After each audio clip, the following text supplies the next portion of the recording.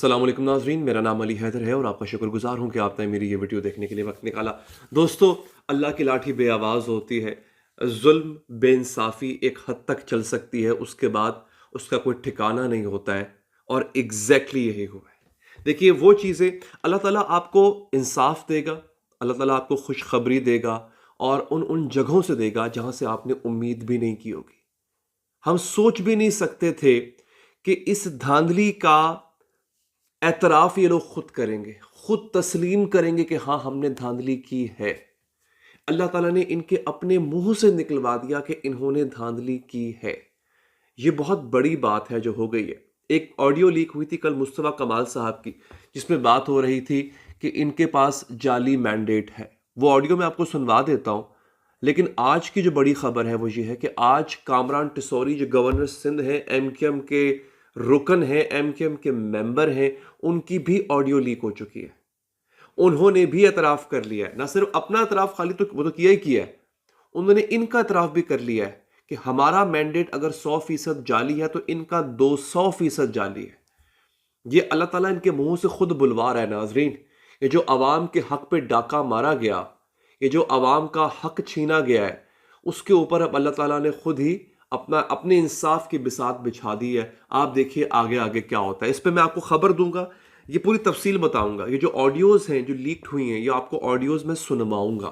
आप लोगों ने फिर फैसला करना है। यू आर द राइट जज। आप हैं सही फैसला करने वाले लोग, क्योंकि पहले भी 8 फरवरी को आप ही ने फैसला किया था और ये बहुत बड़ा फैसला था। जब अवाम अपना फैसला सुना देती है ना दोस्तों, तो उसके आगे किसी फैसले की कोई औकात नहीं होती। आप बंद कमरों में, ड्राइंग रूम्स में जितने मर्जी फैसले कर लें। Coming back to the point नाजरीन, कुछ चीदा चीदा खबरें हैं, वो आप मुझसे ले लें, फिर मैं इस मेन खबर पे आऊँगा। खैबर पख्तूनख्वा असम्बली जो है उसका आज इजलास हुआ है। 9 मुंतखब अरकान ने हल्फ उठा लिया है।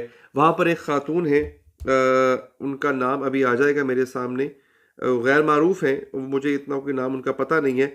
वो क्या कर रही थी, वो असम्बली में घड़ी लहरा रही थी। खैबर पख्तूनख्वा असम्बली के इजलास के दौरान वो घड़ी लहरा रही थी बार बार ना, यानी इमरान खान को बेसिकली तानो तशनी का निशाना बना रही थी, घड़ी चोर के नारे लगा रही थी नाजरीन। सोबिया शाहिद है इनका नाम। जब ये ऐसा कर रही थी तो इस दौरान इनके ऊपर एक शख्स ने लोटा फेंक दिया, लोटा और जूता फेंक लिया, बिकॉज ये पीटीआई को छोड़कर जो है वो किसी और जमात का हिस्सा बनी है। ये मैं चाहता हूं ये वीडियो जरा एक दफा देख लीजिए आप।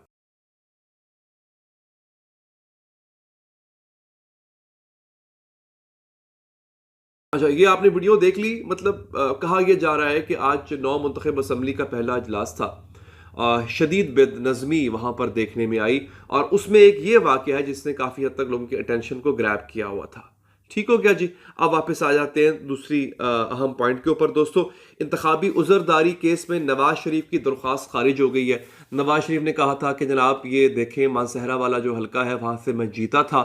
इन्होंने इलेक्शन कमीशन में दरख्वास्त जमा कराई थी, जो कि मेरे लिए बड़ी हैरानी की बात है कि वो जनाब वो अल्लाह भला करे आपका खारिज हो चुकी हुई है। ठीक हो गया जी। अब आ जाते हैं अपनी मेन और अहम खबरों के ऊपर दोस्तों। हुआ क्या है, हुआ नाजरीन ये है, ये मेरे सामने खबर आ चुकी हुई है इस वक्त। हमारे नंबर पूरे हैं, नहीं सॉरी, स्टार्ट यहाँ से होता है। मुस्तफ़ा कमाल साहब रात को गए पीएमएलएन के पास।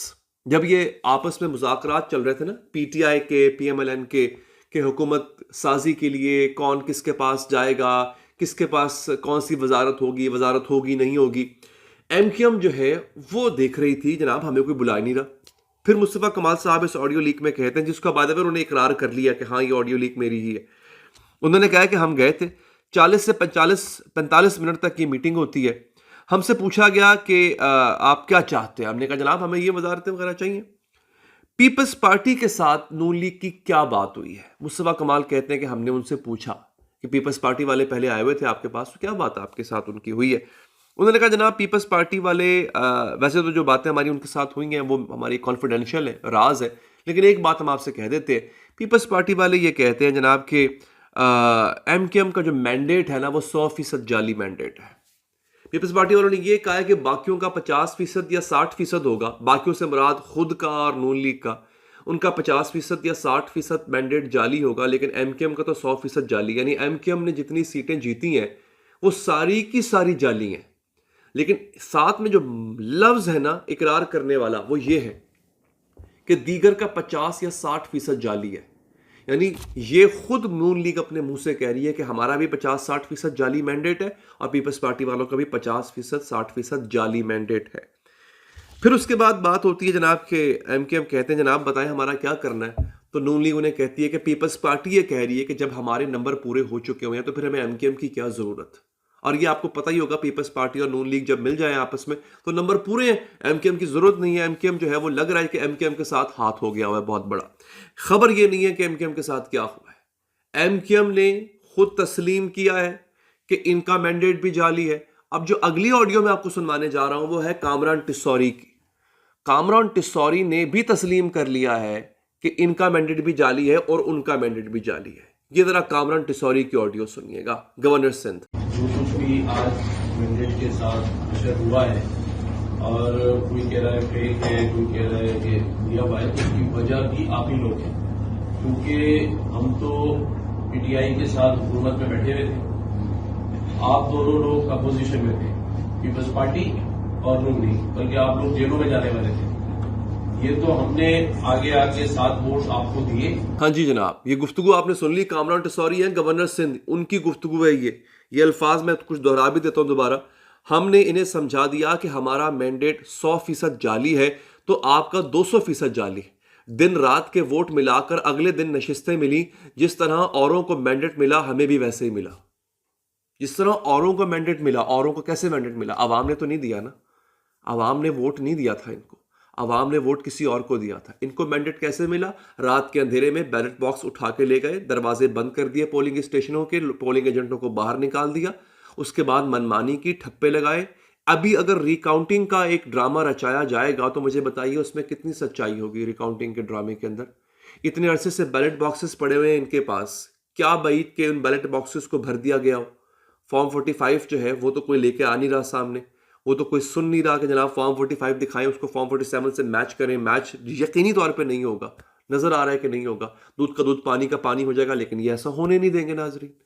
अब इतने बड़े एडमिशन के बाद मुझे बताइए कोई बात पीछे रह जाती है?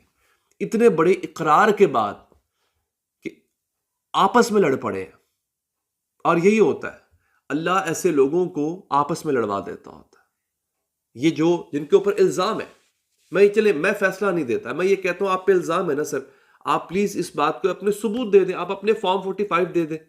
उस दिन तारिक फजल चौधरी साहब से एक सहाफी ने इतनी बार पूछा कि सर आप अपने फॉर्म 45 क्यों नहीं दिखा देते?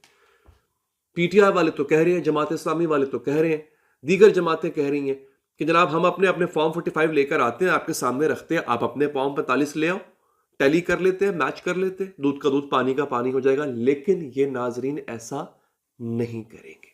ऐसी मजीद अपडेट्स के लिए आप चैनल को लाजमी सब्सक्राइब कीजिए, क्योंकि एक बहुत बड़े अरब सहाफ़ी हैं और एक बहुत बड़ा नाम है एक अरब सहाफ़ी का, उसने एक इंटरव्यू दिया है। वो इंटरव्यू मैं आपको अगली वीडियो में बताऊंगा, सुनाऊंगा आपको। उसने तस्लीम किया है कि इमरान खान को किसके कहने पे निकाला गया, कौन सी बैरूनी ताकत थी, और अगर आज इमरान खान होता तो सूरत हाल क्या मुख्तलिफ होती। बड़ी कमाल की तकरीर की है उस आदमी ने। इंशाल्लाह अपने अगली व्लॉग में वो मैं लेके आऊँगा। तब तक के लिए आप चैनल को लाजमी सब्सक्राइब कीजिए। अपना ख्याल रखिए। अल्लाह निगहबान।